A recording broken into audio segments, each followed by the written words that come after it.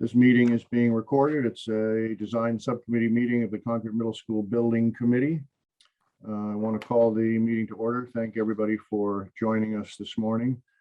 And we will begin with a roll call, please. Court Booth, myself present. Peter Fishalis. Present. Dawn Grayello. Present. Lori Hunter. Present. Charlie Parker. Present. Chris Popov. Present. And Russ Hughes. Present. Very good. Thank you very much.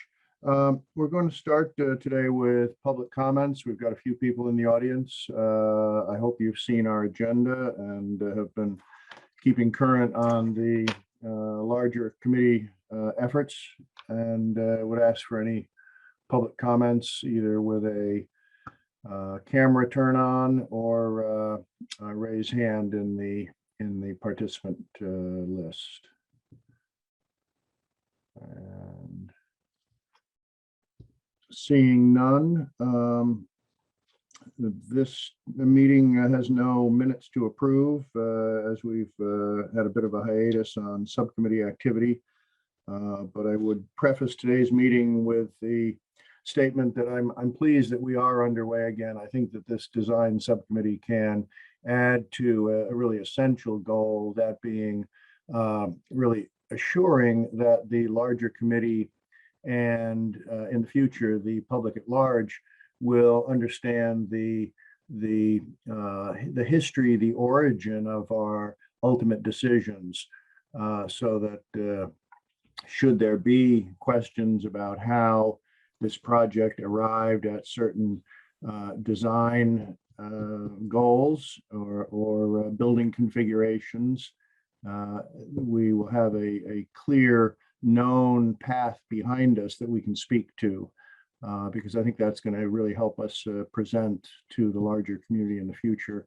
But more immediately, today's purpose is to drill down on a few items that are particularly germane to design right now. One being the way the light is being handled with the window design, and another one, the auditorium. And we do have other items that are still in play right now. Of course, larger issues around or questions around building flow, building envelope and form, the interface with design and sustainability. But for right now, thanks to our design team, we're going to get into some detail about the windows in the auditorium, such that we have a fuller understanding of that. And then we're going to chart our course for other items that we believe we can look at more deeply on behalf of the committee and bring some insight and understanding to that larger committee. With that, I'd entertain any other comments from members about your hopes and objectives for today's meeting. We've got about 2 hours, a lot to cover. Do you think I stated it accurately? How could you add or amend to that idea about what we want to accomplish today?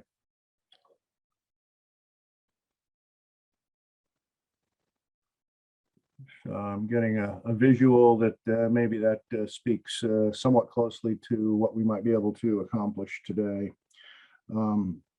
With that, we have on our agenda the item space summary and cost estimate status.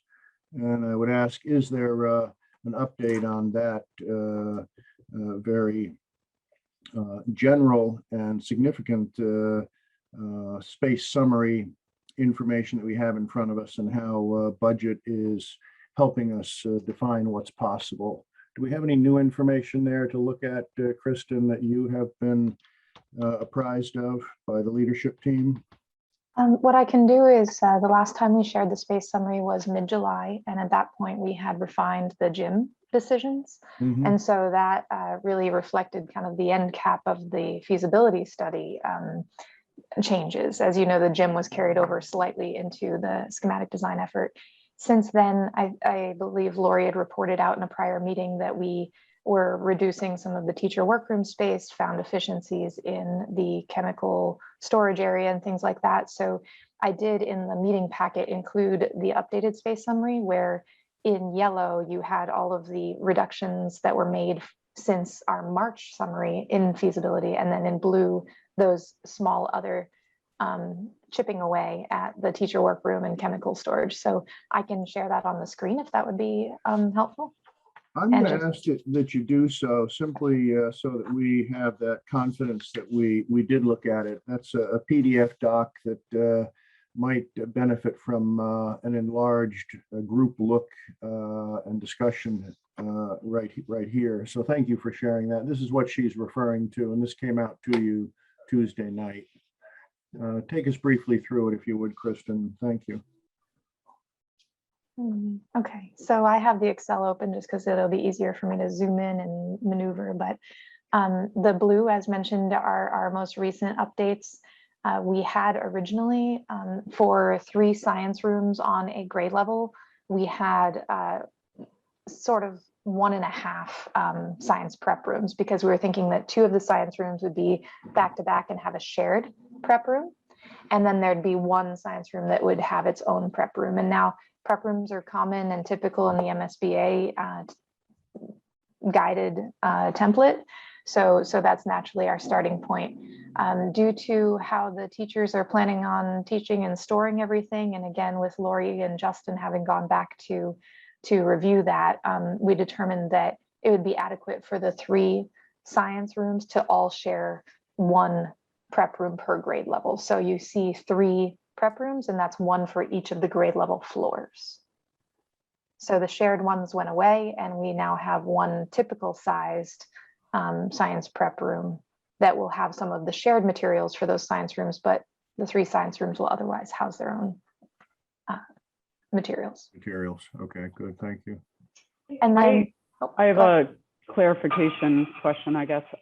That's because these teachers own their rooms, right? In a typical MSBA project, there'd be something of an 80-ish, 85% utilization, and the teachers would need to share classrooms, therefore would need a separate room to prep their science projects for their students. I think in this case, I think I heard you say yes, Lori, these teachers own their room. So in theory, they can prep inside of their room and then have 1 per grade level as needed. Right. Correct. And Great, then thanks. for similar reasons, we eliminated the central chemical storage room. We reviewed what chemicals are used in the science curriculum, and also just how, again, the rooms are owned by the teachers. We can put a chemical storage cabinet in each of the per floor prep rooms. So that room went away. Right. No changes to special education, no changes to art or music or vocations and technology. I see this is purple. This should be probably purple because it was actually kind of a crossover between schematic design and feasibility, but that reflects the gym update that we already had in mid-July. And then those decisions were made again at feasibility to house alternate PE and makerspace elsewhere. The auditorium, no change since feasibility, where we refined it to the 420 seats. And then here are some of those additional changes in the admin and guidance area.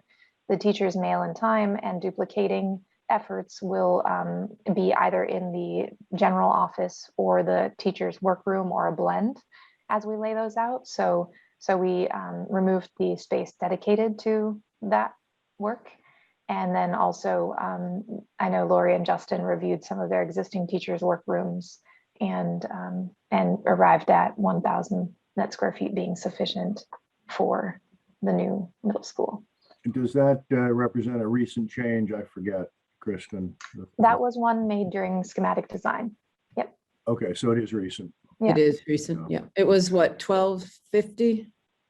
1275, I think, or 1275. thereabouts. Yeah. Thank you. And the reason I think it's so important for us to look at this level of detail is that we the building committee will do what I think has been referred to as a roll-up of lots of information and adopt a space summary at a certain point in time as an okay space summary with which to continue working. So we're doing a lot of endorsement and approvals in a bundle fashion, and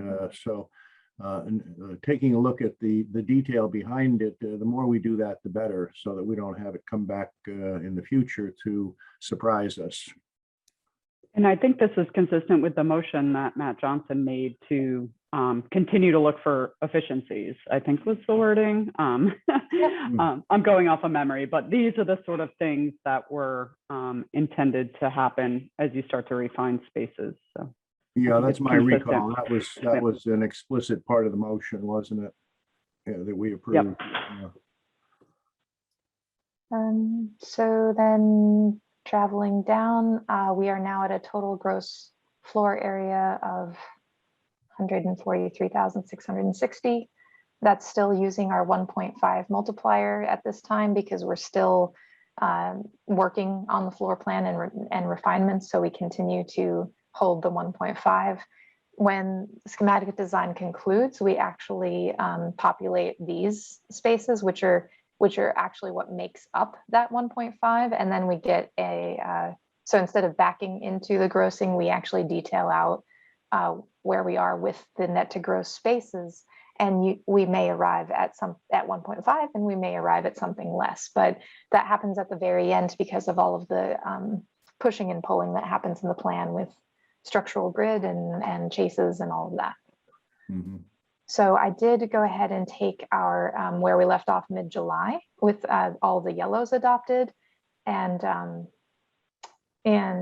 put it down here so that we could see that in schematic design in the early phase, this is the delta that we have reduced in terms of gross square feet in just these first couple months of schematic design through continued coordination. Good. Is there any, how do I put this? Any particular attention or prioritization to the continued examination that Dawn refers to, or is it more of a matter of waiting for opportunities that seem to come our way?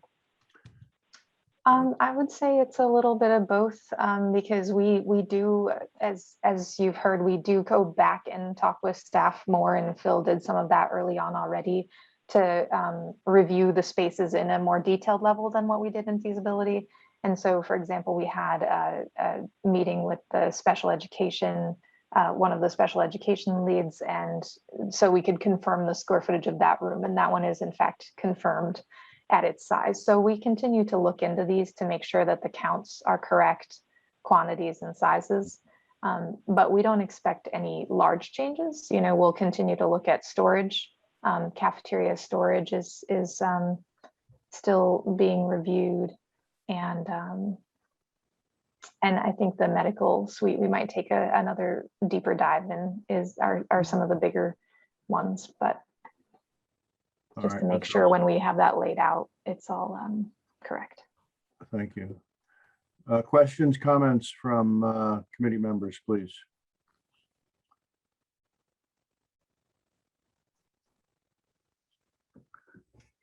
All right, hearing none, I think what we can do at this point is turn to the information that you've put together, you and your team, Kristen, in the form of these slides.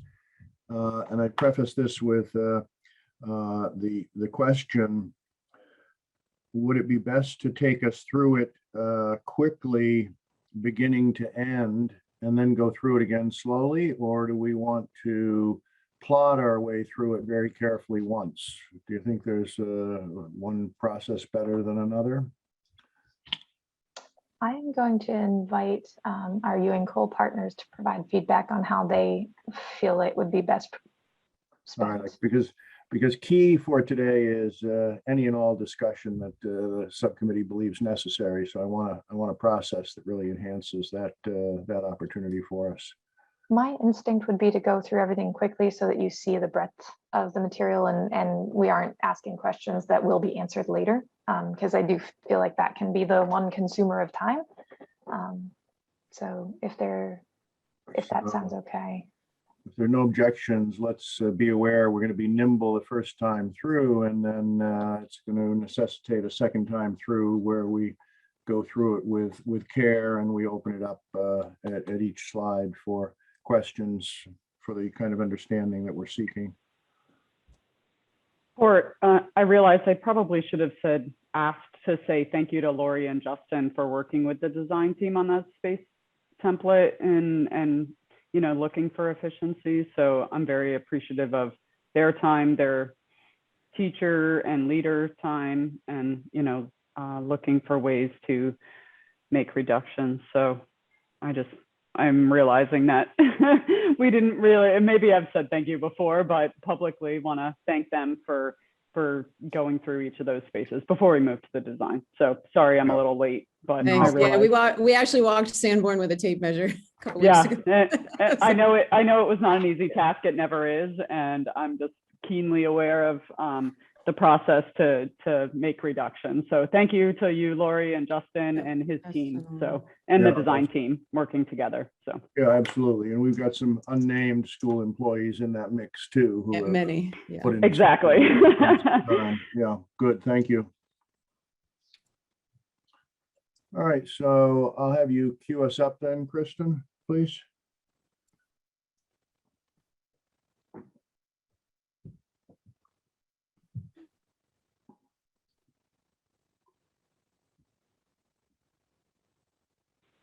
Mhm. We just need to go to slide mode and then.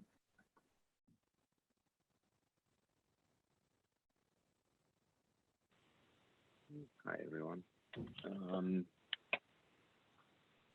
Good morning, Bill.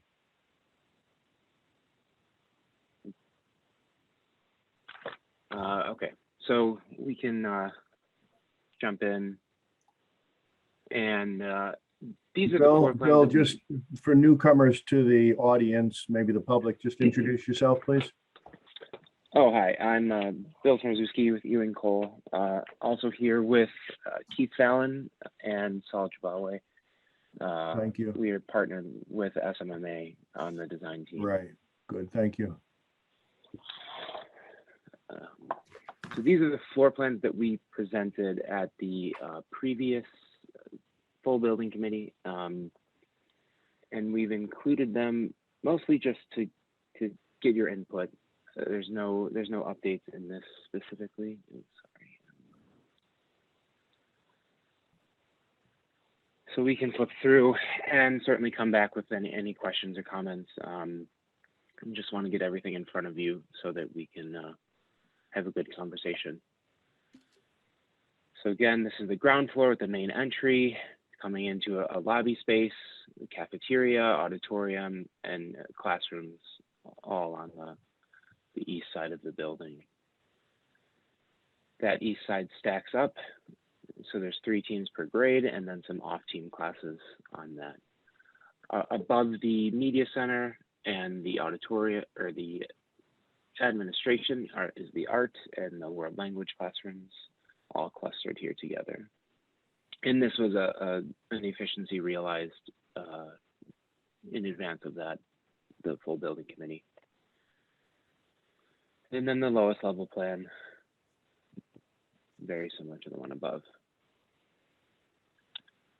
So we have some options for the auditorium, and we have had an initial conversation with the school to discuss with Lori and Justin to discuss kind of how they see the use, what the best space for their envision education might be. And these are just some preliminary precedents to show different types of auditoriums.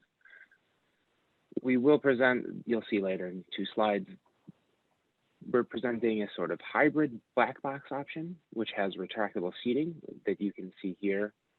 And that has a foldable wall, and then some kind of more traditional sloped floor seating auditoriums. and we can come back to this as we discuss. So this first option is that hybrid. So in the back side of the auditorium, there is a dividable wall that either folds up into the ceiling or over. And behind that is a stacked retractable seating that you can see in the section views here. So when the wall is folded down, you can tuck that all away and you essentially gain back a fairly large room for flexible use. And then on the front side of that, towards the stage, are more traditional sloped, accessible seating. The next option is this introduces a bit of a wider stage and is again a sloped floor seating. This is a little less flexible, but it does have a potential for a wider stage proscenium.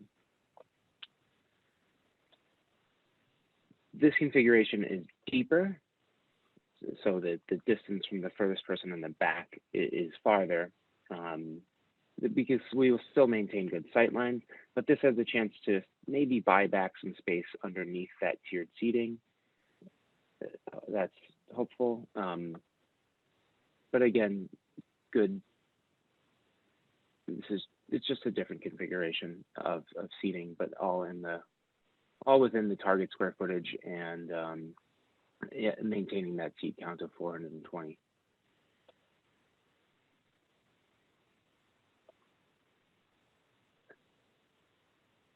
So we narrowed down on two of the options that we thought were the strongest as far as daylighting and providing an interior classroom environment,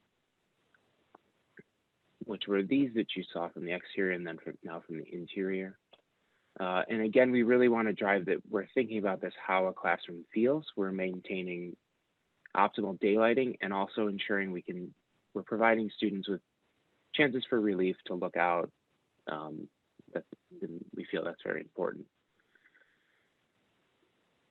So we'll go into the specifics of kind of a daylighting study. Martine will hopefully jump in there. But this is mostly just to introduce some daylighting terms and dive down. So spatial daylight autonomy, which we've discussed before, is a yearly metric that's percent of space that receives daylight throughout the year. And so this is a kind of calculated approximation of daylight that uses annual sun hour.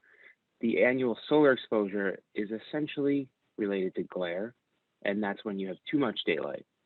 And you receive this, so I'm sure I don't want to read that word for word. So this is that first option from the classroom. We have changed these a little bit because we've realized some efficiencies in window to wall ratios. So these are a little larger windows than we saw before. But that's probably a minor point. So on the north side, we're looking at a window to wall ratio, which is the percentage of wall to window at about 36% per classroom. And then on the south side, because it has more direct light, we're able to reduce that and still provide great daylighting. And then this is the next option.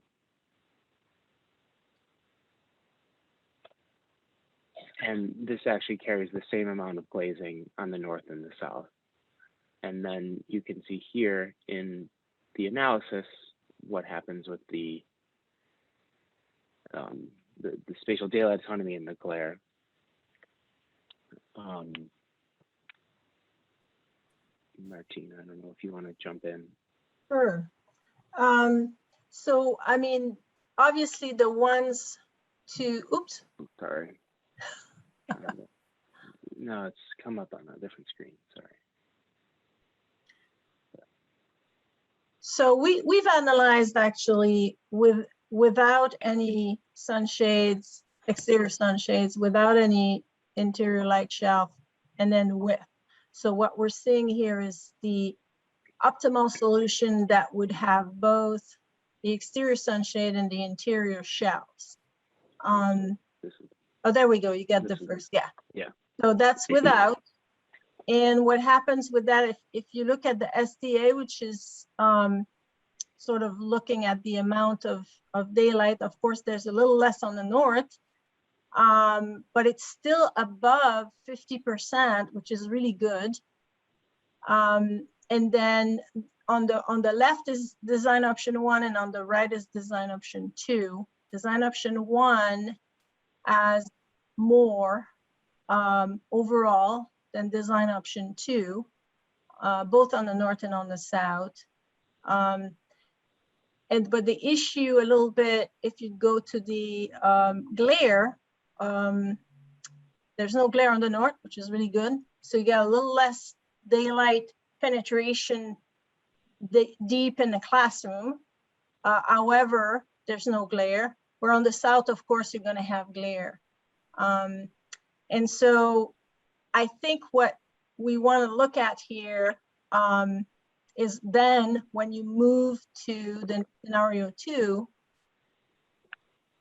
how the sunshades and the light shelves impact that glare and the daylighting. So Bill, can you move? Thank you. Wonderful. So the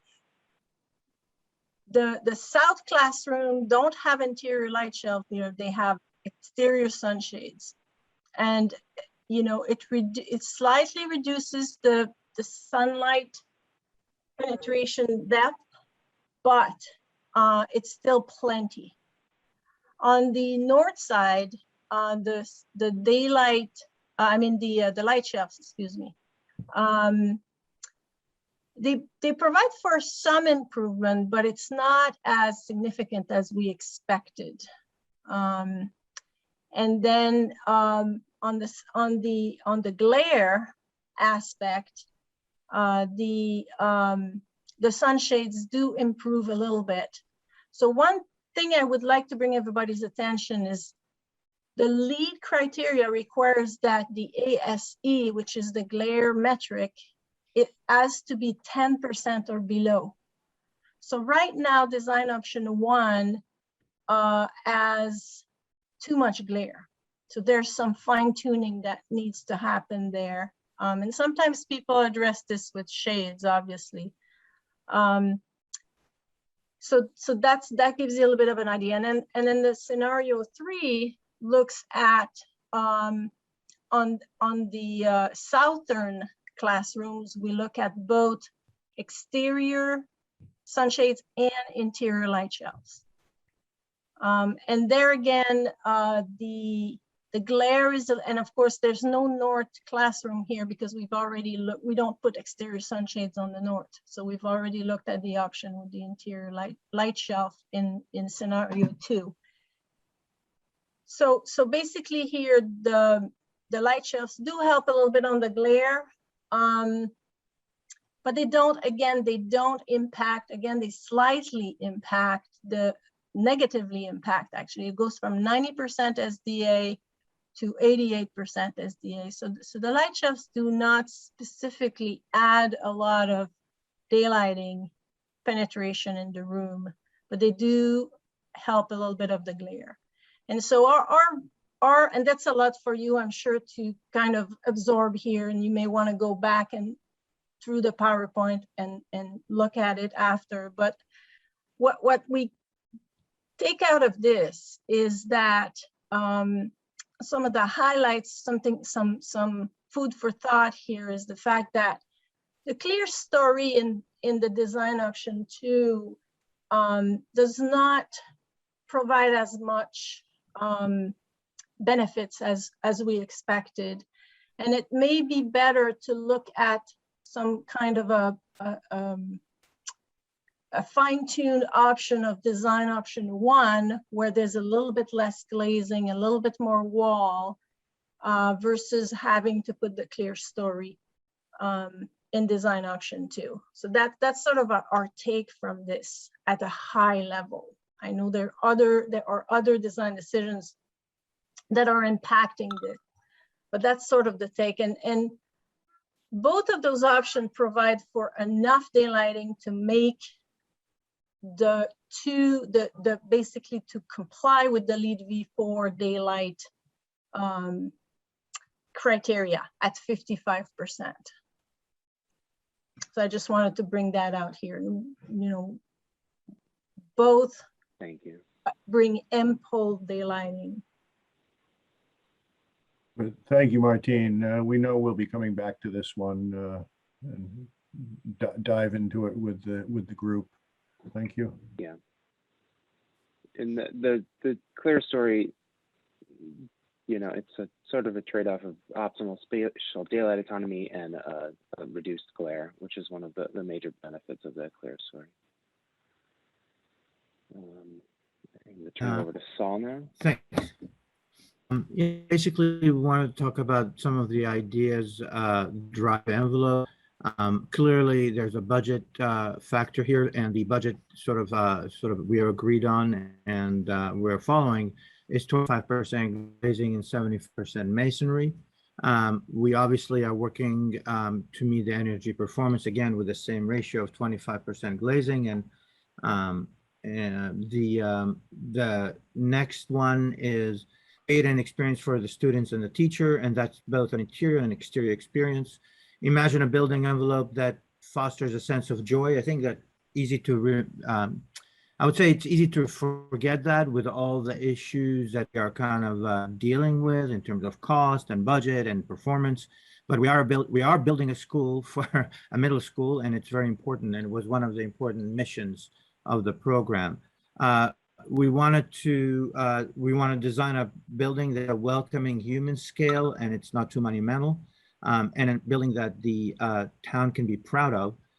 Design a building exterior that integrates a landscape and natural elements, and that's a really important thing. I think we are all thinking about the issue of environmentalism, but the critical element in environmentalism, I think, more so than the performance of the building, is generate a whole generation of children that are concerned and interested in nature. It's almost I would say the on a golden pond version of the of environmentalism. So that's an important thing in this discussion. And finally, begin to kind of touch on the masonry traditions of Concord. Bill, you can go to the next image. And we listened to some of the input from last time. And here, this is just kind of a quick summary of where daylight is. And actually, it has been improved in the classroom. It's at 30% right now. We are able to get the ratio of the classes to the right point by decreasing the glazing in some areas, like, you know, the gym and some of the sort of the service areas. And one of the wonderful things about this sort of layout is that all of our glazing is north side and the south side, and there is no glazing on the more problematic east and west side. The building has essentially sort of almost a perfect solar orientation. Next image.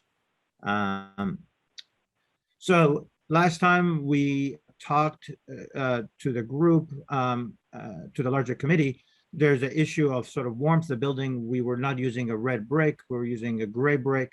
And the idea was to kind of make it softer and more natural, but we are working with masonry. So some of the elements, some of the methods of doing that is by beginning to create a kind of a staccato of masses, right? So what you're seeing here can I actually, Bill, can I get control, or?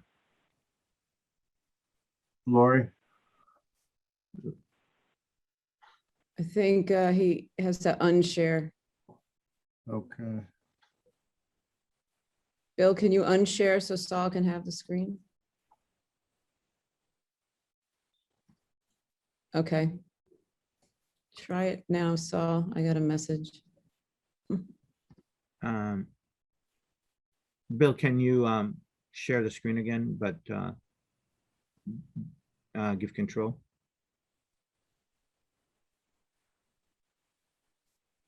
Let's try something on my end.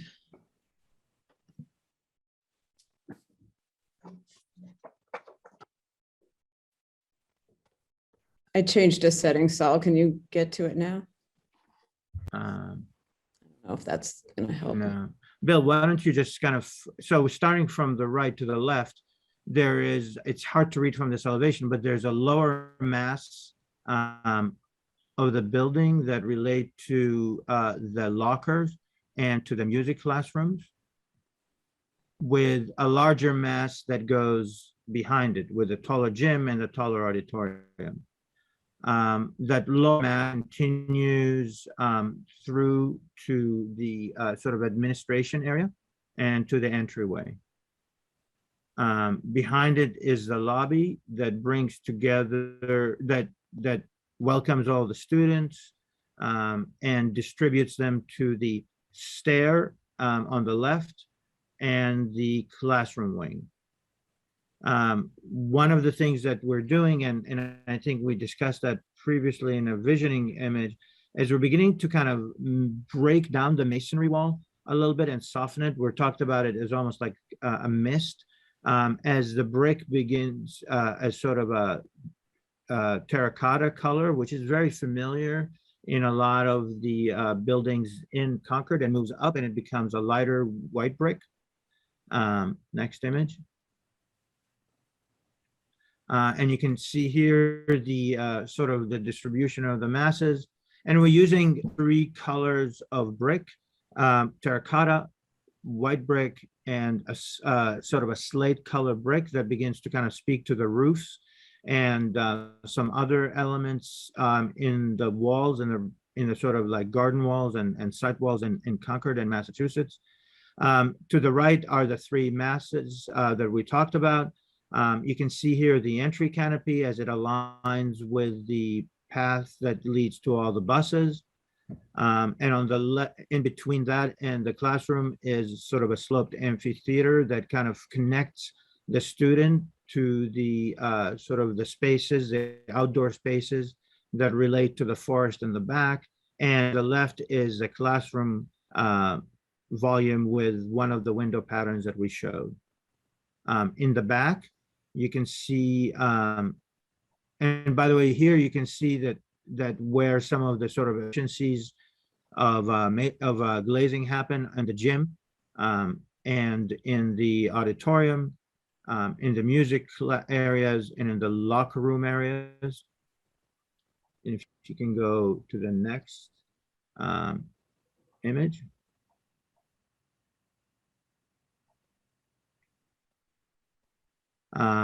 Again, there's in order to get some of the efficiency, we eliminated glazing in some zones, for instance, in the service areas. And what used to be curtain wall is in the gray area on the right is now punched window. There are moments of some glazing in the lobby and in the cafeteria and in the library.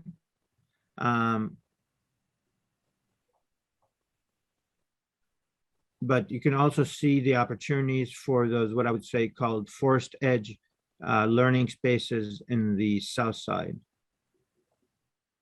Also on the south side, you can begin to see the sunshades associated with the windows. Next image. Here you can see the entrance volume of the building, the canopy, the administration, and the music rooms, as well as the lockers. And behind them, the gym with the north facing, that was a comment last time, and it's a north facing, we moved the glazing to the north face. Next. So also there was a sort of a request to introduce more natural materials.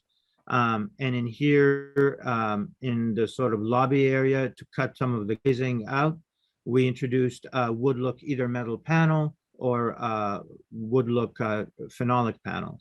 The same material begin to kind of sort of be in the canopy. Next image.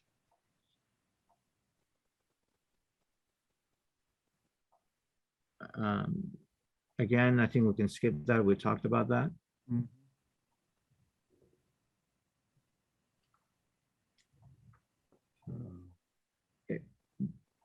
Next slide. There we go. Next slide, Bill.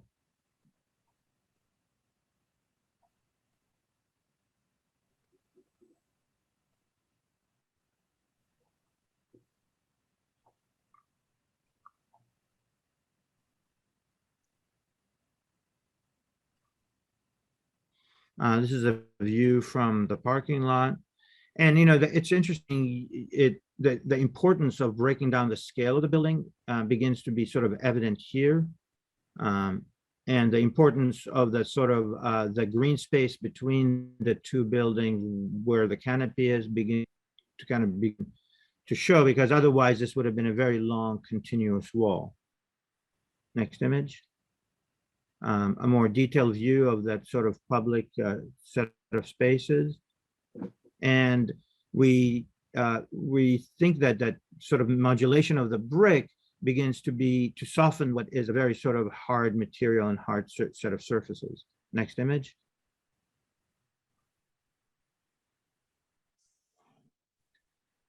This is a view of that sort of lobby and the juncture and the entryway. Again, we're using gabions, that sort of a rock that begins to sort of host vegetation over a certain amount of time to kind of soften and green that space area and really kind of make it into the heart of the campus, and the transition between the urban space to the forest space beyond. Next image.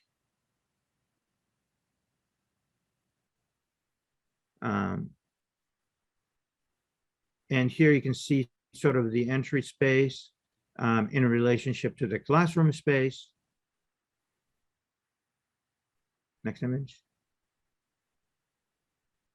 More closely here again, you can see the introduction of the warmer materials and the vegetation that grows on these gabion walls, as well as a sort of the softness of the brick as it begins to be more almost velvety rather than sort of a hard surface. Next image. This is the view to the road. It's an eastern exposure. It's a western exposure. So we are breaking it down a little bit, but we move the window from the top to the side. Next image. And this is the forest edge, where again, it's an eastern, this is an eastern exposure. We have primarily solids. And one of the nice things about this softer sort of texture, it begins to demonumentalize the elevation. And that's it.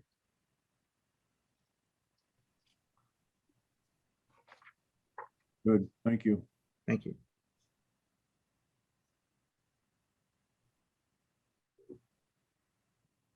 All right, so I think I'm going to summarize quickly that we do maybe want to go back to the auditorium first, because it's kind of a couple slides on that, and it's an isolated input on its own, and then maybe come back to the building envelope and the daylighting piece, because I think that will be a longer discussion. But just a little bit of a lead up to the auditorium. Bill, if you could go back to those slides. It was during the feasibility study phase programming that we were talking about how the auditorium is used, how the music department works and everything like that, that we heard that they do use flat floors for things like the informances and other musical curriculum and so on. So that's where we really started with the idea of having a hybrid auditorium option to present, where it has this flat floor in the back that would be a more flexible space where they might be able to do something like the informances and other things, and then the fixed seating in the front still. So that's kind of the source of the hybrid model. And then we know that there's a lot, Concord has a lot of schools with the fixed floor seating, and so we obviously wanted to also show you what a more traditional fixed floor seating option looks like. So I think some of us are familiar with that design on the upper right, having seen it in other schools that wanted to get MSBA funding for part of their auditorium by doing it in this fashion, where MSBA would come in and support the walled foldable chair, foldable seats, but not the auditorium per se. Laurie, can you speak to the music needs that might help us see a preference here? Is there I already? think so. Two things. I think one is important to remember. We are planning on holding chorus in the auditorium. In an ideal world, they would have had a third space, a third classroom. We did not provide that in the floor plan so far. So I think Justin and I were able to look at this yesterday and talk about it. Being able to have the flexible option in the rear would give chorus essentially a space more aligned with a classroom rather than literally feeling like they're in the auditorium.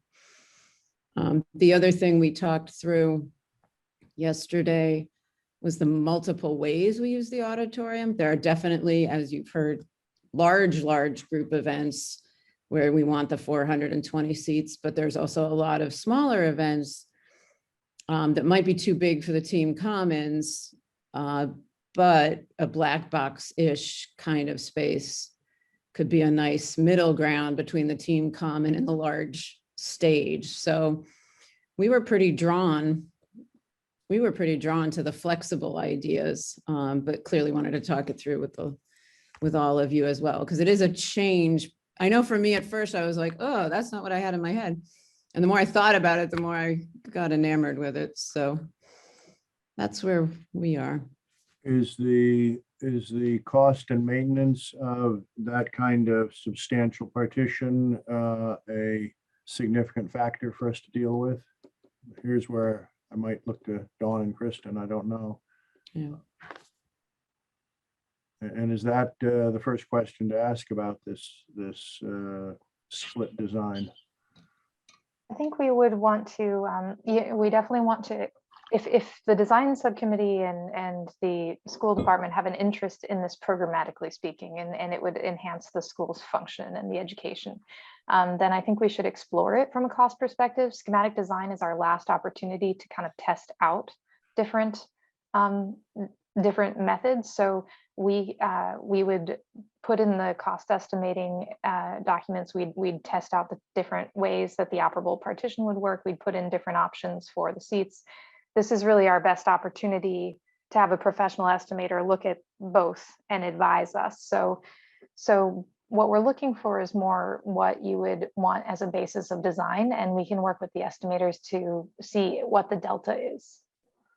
And see if it's such a driver that you'd want to go back.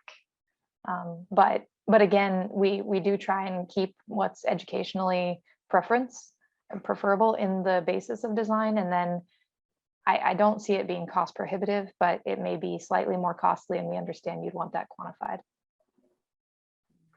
So what would be optimal for you from us at this point, that we would identify no fewer than 2, no more than 3 options, and then have you bring us back more detail? Is that a reasonable way to go? So the estimating will only happen starting October 8th. What it would be is we would want to fully develop whichever option is preferred, and we advise you at all times to make the decision based on what you believe would be best for the community and the school department. So we would fully develop that one, and then we would, again, in the VE list and in alternates, we'd have it priced separately, and we'd make the decision after the professional estimates are back. Okay. What the downside of this design is? It seems like it adds more flexibility. Not talking about cost, but are there downsides to it? I think the one I named yesterday is that the rear seating that would be in this black box area is a bench style seating versus a more traditional. I don't know if that's enough of a negative I don't know. It's a potential negative. How many seats are we talking about that would be the bench style? I think we were looking at a split, right? Because we were working to accommodate one grade level in the front, which leaves a delta of one That's right. grade level in the back. That's correct. Yeah, I would say that to add on to that, there's so there'll be two different sort of feelings of seats within the space. You have kind of your more traditional fixed, whether it's wood or, plastic with upholstery seating that flip up. And then you have the more bench style, which look like you're showing some with backs, but Yeah. imagine what you might see in a nicer gymnasium with a back, right?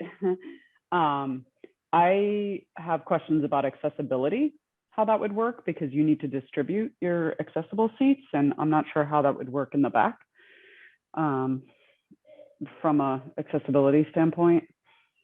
But then to speak to your question about maintenance, Court, it's really, would these be manual or electronic?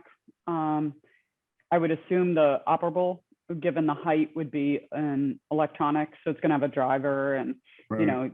it's really the cost of the actual, depending on how nice it is, the actual partition is not excessively more, but you do pay for the electrical components and the power to it. So the upfront cost, to Kristen's point, may be there. But then I would think this seating, the bench style, might be cheaper than fixed seating. I guess I've never done this style. I've done like bleachers in a gymnasium, and I've done fixed seating in an auditorium, but never a hybrid like this. So I actually haven't seen what a finished space with both of these might look like. I think we would want to, if this is the direction you want to go, we would try and find locations where this type of bench seating has been employed, so you can go kick the tires. Mm. Yeah, that might be helpful. This is not something I've come across in any designs that I have, as far as the benches. There's an example at the Windsor School in Boston, and it's permanent. It's not retractable, but it's bench seating, and a William Ron design. This is Charlie. I have one comment that we ought to maybe pursue here. I guess the question I have is, what are the effects on the use of the building as a use of the auditorium in sort of single mode for single mode purpose versus the hybrid? So what happens to the quality of the room that were it to have been built single purpose versus the multi-purpose approach? What do you lose, I guess, is what I'm asking, to be evaluated. I think it would be good to see that lighting, acoustics, and so forth, because there are two choices here, and we ought to have the pros and cons of each kind of in a incomplete version to make that choice. I think we want to start with what are the common features of what I'll call the front and the back portions of the auditorium. When we're talking about the architecture, the wall materials and finishes would be the same in both locations. The color of the seating would be the same. How the ceiling is handled would be the same. So I think that there are an awful lot of opportunities to create a common architecture between the front and the back. But would it function in the same way, either way, from a performance point of view? Yes. So there really is no difference in outcomes vis-a-vis what we're trying to do with an auditorium. But the wall retracted, it does not sacrifice, in my opinion, the functionality of how the auditorium is used. Okay, good answer. And I assume you guys use an acoustical engineer, most do, that will look at the different scenarios. And what I might say is that he might have additional treatment if the bench style cannot be a soft upholstered seat. So what they do, the upholstery absorbs sound versus bouncing sound, and they often use both in a way that will make the space acoustically appropriate. So there may be some acoustic treatment on the ceiling and walls, to Phil's point, that may need to be changed if that bench style is like a hard plastic or something, whatever that material ends up being. So I would assume the acoustical engineers, a Centec, whoever you guys use, will take a look at the different scenarios with it both open, and I would assume you wouldn't do a performance in there with those retracted and the wall not down, right? Like, so it would either be wall down, half, the fixed seating, or the wall up with the bench style open would be the two different scenarios for performance on the stage. Right, but with the wall in place and the seating retracted, it could be used for chorus, it could be used as a black box theater. Right, a separate for room. Large group Right. instruction, for alternate PE, all kinds of different activities.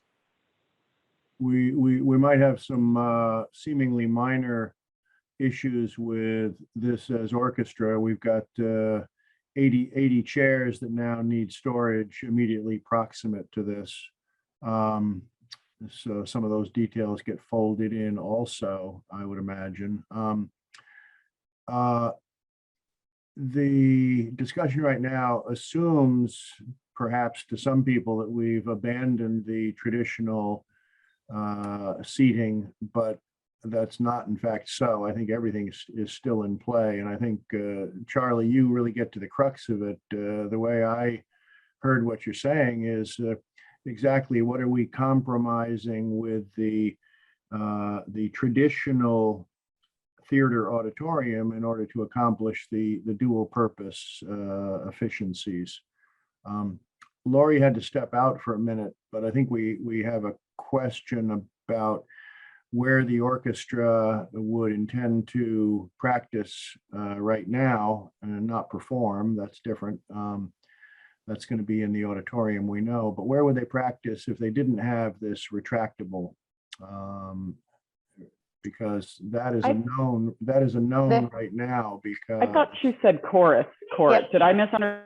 Yep, okay, it is chorus. got it. Okay. Orchestra has its room. Okay, so it does have a home should this not come into play, this dual purpose auditorium. Yeah, the two music rooms are the music appreciation band and orchestra, and then it's the chorus that was on the stage, which might benefit from having the black box setting in lieu of the stage. Yeah. So you're looking at the risers for storage then? Correct. Or there's a dance class in the black box while chorus is in the auditorium. That kind of flexibility. One more thing, this layout has better sight lines, which is a trade-off that if it wasn't said, I think we should just be transparent about. This is a little longer distance to the stage. That's the main difference. But if it's only used once a month at full capacity at most, maybe that's a trade-off that's acceptable for a better educational environment or more flexible education environment. Now, we know that this is a middle school, but we also know that the change in the expansion of the auditorium was driven in part by community concerns around community use, which makes this deliberation all the more difficult because the split design does compromise what the community advocates were urging us to do by way of expansion. Yeah, What was to it? clarify, Was it the acoustically, Christmas events? And there were several events that were called out as, which really were drivers on a lot of this decision making here. We were told that maybe as many as 12 occasions per year for middle school events specifically might move to the high school. Do we recall something like that? That, we could try to go back and look that up. The people that made those comments probably ought to be brought back into the discussion. I can weigh in on that if I that's should- helpful. I know Chris is waiting too. Yes, please.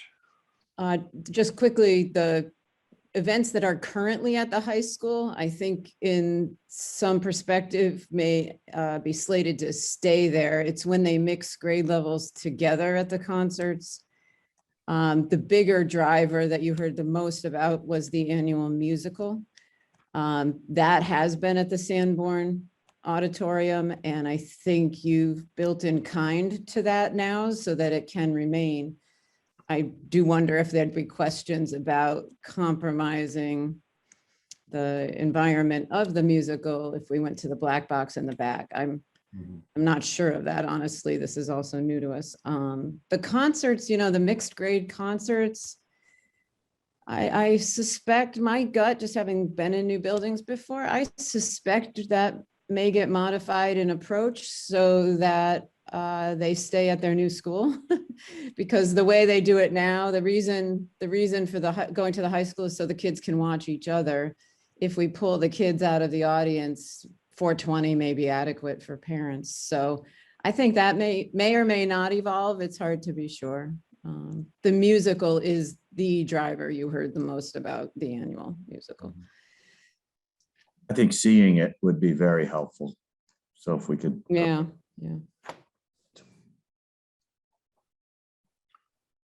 So what else? I'll turn to committee members now. What other questions do we need to ask our team to examine before we delve into this further? We have future estimating to be done. I personally would like more evidence as to the wisdom and the efficacy of abandoning a traditional auditorium, being the last one we're going to build in this town for some time, in lieu of the adaptability of the designs we're looking at right now. I'm not opposed to them, but I'm not convinced yet that it's a compromise that we should accept. I have one other comment here. The use of the traditional auditorium as it's currently laid out here may also evolve over time, given the fact that it is, a particular design. At least that, I would think that would. Function follows form. Yeah, and I think that to basically say that, well, based on exact current uses and what we know, that this makes sense or doesn't make sense, I think may miss the point of, where we're going with the, with the larger purpose here for an auditorium. I'm not an expert on this, but I just, I would just urge caution as well as we make this decision. I'm not taking sides. I'm just saying, let's be cautious about evaluating both sides, in terms of value and evolution over time. Court, Chris has been waiting a bit. Oh, forgive me. Yes, please. Oh, no problem. I take it, Lori, you've talked with the teachers on this, and do they need some more time to take closely at this divided design? Actually, this all happened just yesterday, and we met with them about COVID, and I briefly mentioned it. So we have had no thorough conversation with them. So we would want time to do that for sure. And a couple other points. It's very intriguing to have this flexibility and to think about future uses we can't anticipate. Mm-hmm. And a couple things come to mind in the divided idea, that separate space may be useful for the community for a number of things. The other thing with respect to performance in the black box, we really want to look at when it's divided, how do the acoustics work there? How does the functionality work for whatever is being used in that space? If the chorus goes in there and practices with the wall put in place, they may discover, oh, geez, this doesn't work well. We've got to move over to the other side. And I would guess there's enough expertise to refine that. So if you did have the division, you could achieve functionality. And then the other point, of course, is looking at the number of times it's really going to be used. If it's mostly left as a full auditorium, that does change the calculus of how the wear and tear on sliding those bleacher seats in and out and opening and closing the doors. It may be most of the time it's a full auditorium, and then there's a fewer amount of times it's divided off, or vice versa. Most of the time we keep the wall up. And we have a small auditorium for all kinds of things, for one grade level and chorus in there and so forth. And then on occasion, we use the full range for the musical, for example, or some other community event. I'm with Charlie and Cord in this. It certainly bears a lot more study, and it's really interesting to think about. And this is a great opportunity to kick that around to see what we can come up with. Yep. So I think, Chris, what this leads up to is after Lori has these continued deliberations internally, we might look at a fact sheet about current and potential use and utility and pros and cons as envisioned by our educators of the different configurations. Phil or Kristen, is there a place we can go fairly soon? Does somebody have this configuration? We have what the music department developed in terms of size of performances and everything. So I can actually pull that up. We can see the bench seat again in a permanent condition, not a retractable condition, but the idea of an upholstered bench seat we can see at the Windsor School in Brookline. Okay. And Does anybody can, have this black box arrangement? I can pull with photos from one of our visits, Lori. I'll try to get those today. Yeah, one of the schools did have a similar setup. I forget which one. I think I forget. I think the Wakefield, I retractable, think. the Yeah. retractable seating is probably most often used in black box theaters. Right. Yeah, which would we could find one for sure. Okay, well, we can work on a site plan, places to go offline. It's been a while, but I feel like one of the Plymouth high schools has a black box. It might be South. I feel like I went there years ago, and I could try to dig it up for you guys. Yeah, I've been in plenty of black boxes. We even have one at the high school. It's sort of the question about the combined thing that we're proposing here. I was curious. I don't know. Welcome to come visit the high school. I don't know of any. box if that's of interest.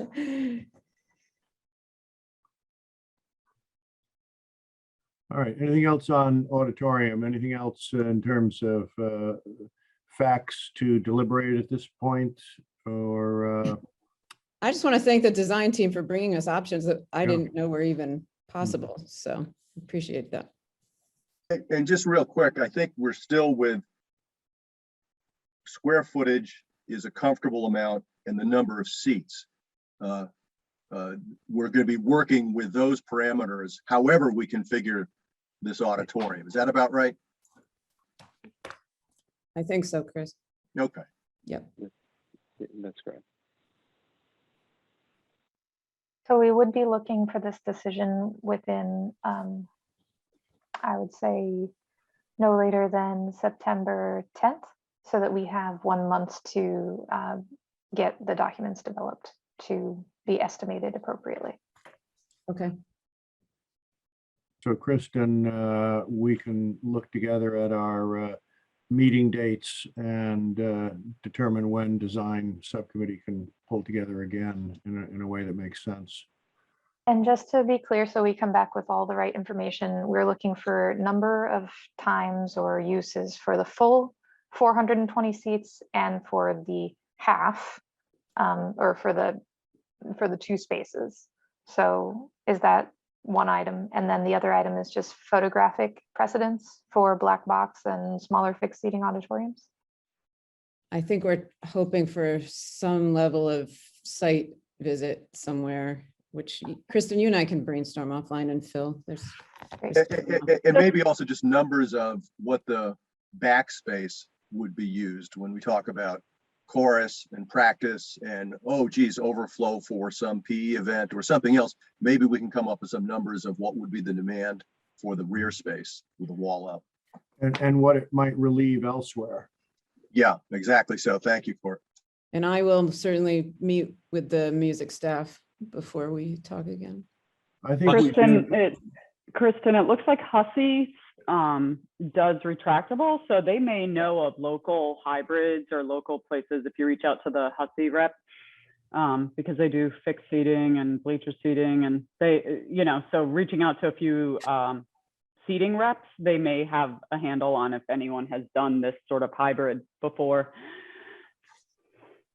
Plus, I think you want to, you know, enumerate the qualitative differences between the two options. What are the trade-offs? What are the qualitative trade-offs? And one of them was distance to stage. And I think that if there are others, we ought to enumerate those. If there are no others, we ought to say that. It's always hard you always have sacrifices when you have things that are combination tools. People buy single function things because they do the specific function very well. They buy combination things because they can do two combinations, but not as well. So I think that those differences and distinctions should be kind of laid out here. Yes, the coffee makers that grind the beans. Right, you got to be, yeah, I mean, that's right, that's right. 12-in-1 tools, you know, that sort of thing. Is it premature to ask for back of the envelope cost differentials between these different approaches, such that we're not surprised in a way that forces us back to space summary? Yes, I don't think we can provide that in advance. I mean, the strength of the estimators is in having detailed information. Whenever we provide something generic or not developed, it tends to not be accurate as well. All right, but you said earlier that this probably wouldn't be a dramatic cost add, but it's hard to know what that means, but I guess we're stuck there. Yeah, we're thinking that maybe as Don mentioned also, the cost of the partition may be offset by the lesser cost of the retractable seating, for example. Right, So. yeah, okay, thank you. All right, anything else on auditorium for today? I think we have our go forward for our future investigation on this and discussions.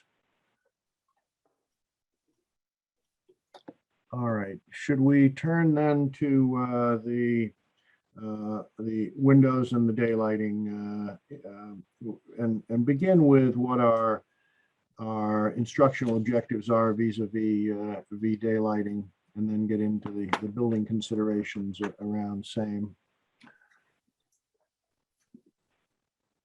I think that the summary that Martine kind of wove into all of the data was that your option 1 of the window design overall has a better performance in terms of just getting daylight farther into the room and working with glare as well, and that the clerestory that was explored in option 2 was not as beneficial. So I think that in terms of just filling the room with daylight and then also views, option 1 is the one that has more views and more daylighting.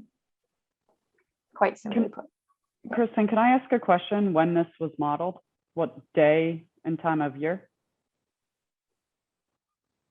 Martine or Bill? Like, is it on the solstice? This is a year-round analysis. So it's taking an average of year-round? Yeah, it brackets the school year and the useful time in there. Right. The lead metrics now move from the lux, sort of the solstice and equinox measurements to this average. So we can pull that information, but this is really average, daily, sort of daily average of your glare and daily average of your daylighting. Is it year round or is it school year? Is it all day or is it school hours? I believe it's all day, and I believe it's year round. So like I said, you know, we can dive in the seasonal, but it's looking at the whole set of, and it's coming from TMY. You know, they use TMY data, so they use some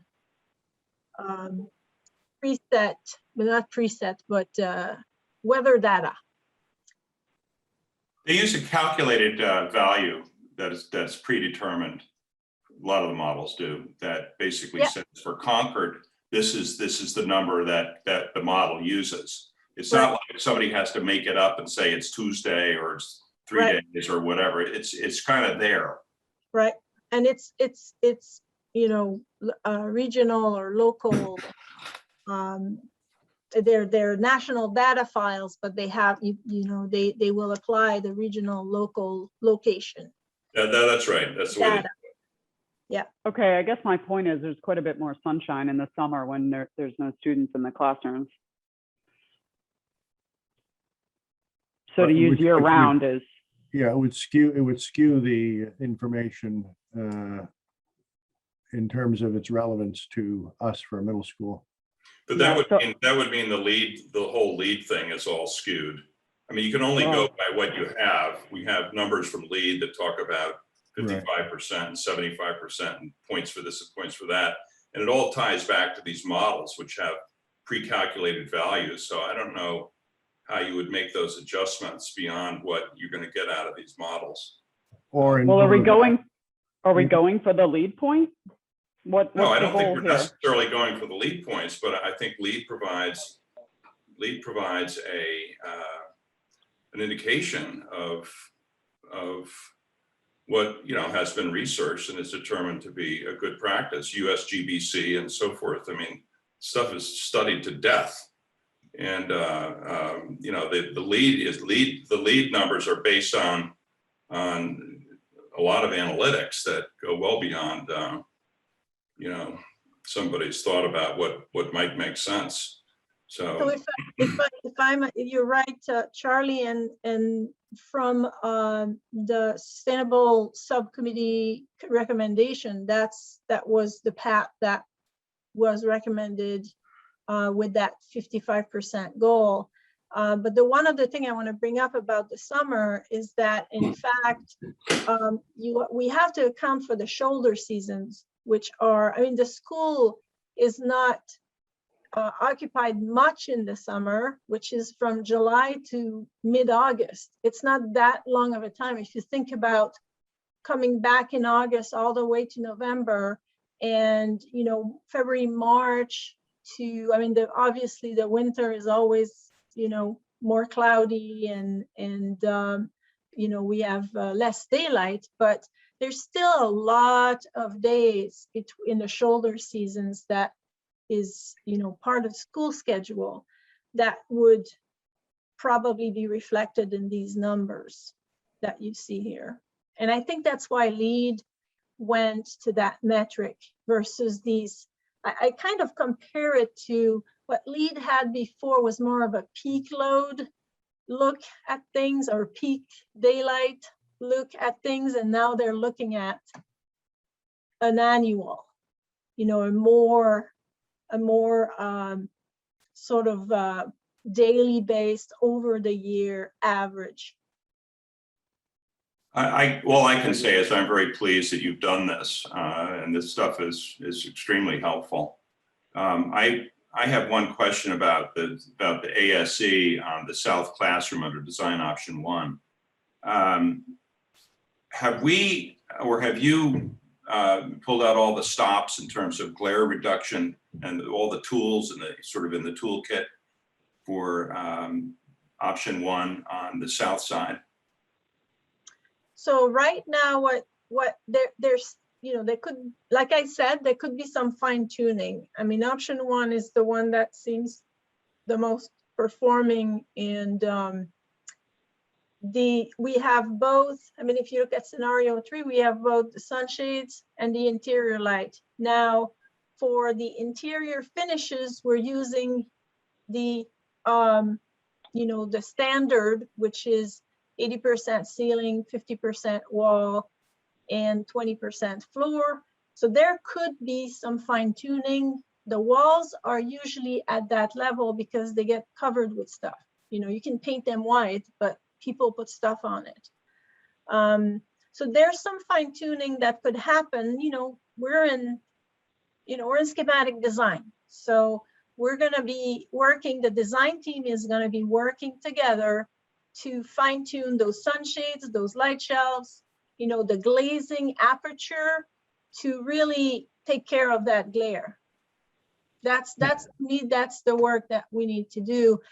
At the same time, that fine tuning could help sort of the wall surface on that elevation as well. So Martina, I have a quick question. One of the concerns that we have and in the past is that with the glare, oftentimes the shades are down, so the views are out. I think that the fine tuning cannot, in my mind, the fine tuning can't be something that would block views out. Agreed, Saul. You're right. This is not where we're going. We would just adjust it. It's only 3%. You have to understand. We're also going to dive in to what time of the day is the glare, right? Because if the students arrive at 8 and 50% or 75% of the glare is before 8 in the morning, because this is south elevation, we're not dealing with east and west, so we have to look at when, and then, and so that's fine tuning I'm talking about. We have to have a design conversation and make it work. Yeah. When you say sunshades, what exactly is a sunshade in this model? It's what they used to call brise soleil. It's an exterior. Bill, would you have if you show an exterior elevation, it may give a nice idea, because I think you were showing them. On the south side, it's usually horizontal, Charlie. Okay, good. Yeah. So this is part of the structure. So we shouldn't be confused that someone's drawing a shade across the window. These are not obstructing really any views. No, but I was referring, there's also vertical shades that down. Horizontal shades, obviously, the brise soleil obviously don't obstruct views, but there are some other shading techniques that do obstruct views. But I don't think that's I don't think those other kinds of shades are in this. I didn't see that they were in this calculation or in this model. That's what I was referring to. That's what I was referring to, that any sun shading or fine tuning cannot be obstructing views, because some are. Yeah, I agree with that totally. Yeah. Right. And again, I think this is really Saul. This is a fine tuning within the design team. Sure. You're right, sunshades all the way down. Again, when we start looking at it, it could be that we should try to make it work without sunshades. But there probably will be sunshade. I'm sorry. Sunshades on the exterior are like the brise soleil. They're there, they're there for shading. What you're talking about, Saul, are the interior roller shades. Right? That's that correct. would block the view. And so those roller shades will be there. And in some cases, they're there for teaching purposes, so that if they need to block the light completely for, presenting something or what have you, then they have that option. There are also types of roller shades where you can partially, see through. But here we are so close to the 10% that I think we can work it so that we do not have that issue of blocking the views. That's perfect. Yeah, that's what I was. And isn't there also an interior, a shade that fits inside the window for the upper part of the window that can be deployed? I guess that's automatic. So there are other tools that you can, pardon me? Isn't that what you were suggesting, Martine? Are you talking about a roller shade? Yes. That's like roller a 5 shade. or 10% perf that you can see Yeah. through. Like a Yeah. Mecco has 5 and 10%. Yeah. Anything in between 3% perforation. So you still see out, but you Right. don't have the glare in. Exactly. In scenarios where I've done interior light shelves like that, we've often just put them below that. So you always have the blue sky clear view at the upper transom Part. piece of the window. And then if there's glare on a desk, and that's partly why I was asking when some of these were done, because obviously on a winter day, it's going to come deeper into the room than at the same time on a summer day where the sun is higher. So, you know, I think some of that will need to factor into this. Right. Right. And the planes you're seeing there are at the desk height. So it's So like the 30 output is- inches or something. Right. 20, yeah. Right. One other question I had, what was this modeled at with a ceiling height? What was the ceiling height assumption? I would have to go back. I think it's the ceiling height we're planning for. Bill? 10 feet. 10 Right feet, now. right? Yeah. 10 feet from the floor to the bottom of the That's high. tile. That's a high but- ceiling. And maybe I know where you're going with this, Dawn. I mean, if the windows are smacked up against the top of the ceiling, that's what you want. Is that the model here? Well, that's what it looks like as we kind of peeled off the ceiling, right? That's